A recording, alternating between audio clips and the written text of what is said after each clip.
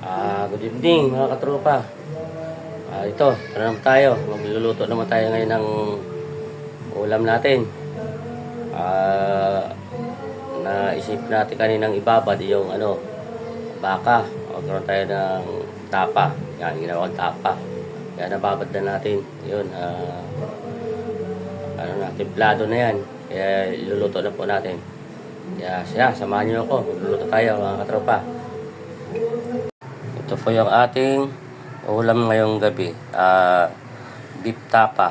Kaya ipapry po natin. Kaya para maluluto na. Kaya simulan na natin po. Magpapry tayo ng beef tapa. Yung ating beef tapa. Luto na po.